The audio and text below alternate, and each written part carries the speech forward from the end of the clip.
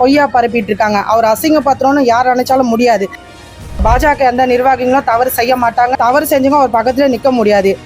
எங்ககிட்ட கண்டிப்பா மன்னிப்பு கேட்டே ஆகணுங்க. அது வரைக்கும் நான் கண்டிப்பா இதை விடவே மாட்டேன்.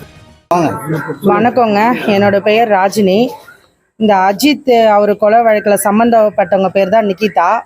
அவங்க மேலே அவங்களோட ஃபோட்டோவை எடுத்து என்னோடய ஃபோட்டோவை என்னோட தலைவர் மதிப்புக்குரிய எங்கள் அண்ணன் முன்னாள் மாநில தலைவர் அண்ணாமலை அவர் கூட எண் மக்கள் யாத்திரையில் நம்ம கிழக்கு மாவட்டத்துக்கு பொன்னேரி தொகுதிக்கு அண்ணன் வந்திருந்தார்.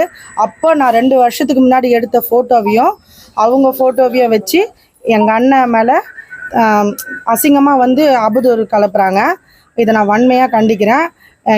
இது பார்த்திங்கன்னா ஒரு பாஜக எந்த நிர்வாகிகளும் தவறு செய்ய மாட்டாங்க. அதுக்கு அவர் பக்கத்தில் தவறு செஞ்சவங்க அவர் பக்கத்தில் நிற்க முடியாது.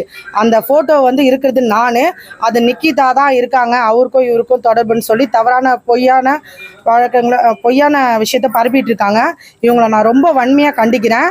எதாக இருந்தாலும் உண்மையாக எந்த விஷயம் உண்மையோ அதை கொண்டு வராமல் விட்டுட்டு பொய்யா பரப்பிட்டு இருக்காங்க. அவர் அசிங்கப்படுத்தணும்னு யார் நினைச்சாலும் முடியாது.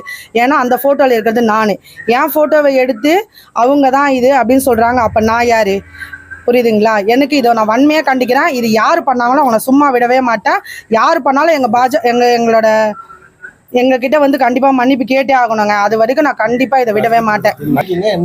இது பார்த்தீங்கன்னா ஃபேஸ்புக் இன்னைக்கு பார்த்தீங்கன்னா ட்விட்டரில் 12:30 மணிக்கும் ஃபேஸ்புக்கில் இது ரொம்ப வைரலாக, அது இல்லாமல் சன் நியூஸு நிறைய சேனலுங்களும் இதில் வைரலாக போயிட்டுருக்கு. அதுக்காக திருவள்ளூர் கிழக்கு மாவட்டம் பொன்னேரி தொகுதியில் பொன்னேரி காவல் நிலையத்தில் நான் புகார் கொடுத்துருக்கேன். புகார் கொடுக்க வந்திருக்கோம்.